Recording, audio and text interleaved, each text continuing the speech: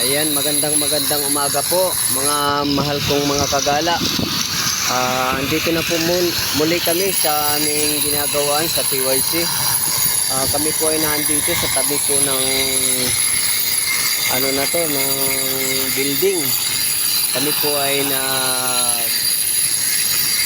naghahasa dito sa paglalagayan ng salamin. Ayan po ang aking kasamahan, siya po ang nauna ngayong naghahasa. Dito po medyo delikado itong lugar na ito. Ayan, okay ang kagala. Kunting tiyaga lang sa ating trabaho. Ayan, malikabok po. Malupit po itong ating mga kagala, ang ating kasamahan. Talagang sugod sa alikabok. Ayan po, kami po nasa tabi-tabi po ng building. Ayan, delikado po. At saka ang naman po nito, kumpleto harness po kami. Ang aming pong harness mga kagala nakalagay po dito sa nakahook na to na bakal. Ayan, may harness po ako. Ayan, ito po ang hitsura ko kagala. Dito harness kami. Kaya lang hindi na ako nag-helmet kasi delikado. Baka malaglag pa yung helmet. Baka discuss na tayo ng mga sasakyan. Ano po? Ayan. Kita nyo naman po ang aming ginagawa. Talagang napakaalikabok po. Hanggang po kami doon sa dulo. Sa unahan. Siguro mga 3 or 4 days po namin ito matatapos. Ayan, tsaka yung lambat po naming nakaharang dito, yan nagkapunit-punit po gawa ng lakas ng hangin nung nakaraang araw. Ano po?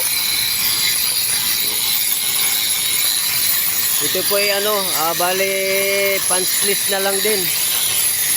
Ay hindi na-aprobahan ito ng mga naglalagay ng salamin kasi medyo mataas. Ang diferensya po ay 5 mili. Kaya yung 5 mili po na yon, bali aming hahasain. Yan, para po maikabit ang salamin. Kasi yung pong 5 mili, halos ganun po siya kakapal. Hindi po papasok ang salamin. Ayan po. Hahasain namin hanggang doon sa kabilang dulo. Mga 3 or 4 days kami ditong maghahasa. Ayan, kami po nasa tabing-tabi ng building. Ayan, mga kagala, hindi pong pagmasdan ng aming mga pista.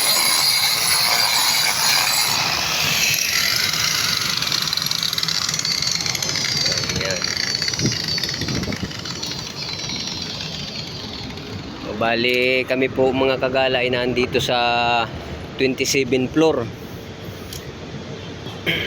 Dito po bali inalis na po yung railings dito, kaya delikado yung aming mga pwesto. Ayan mga kagala, nag-aayos siya ng harness. Ayan, bago kami lumipat doon sa kabila, yung kabilang tali ng harness isinasabit muna doon sa nakahook sa nabakal.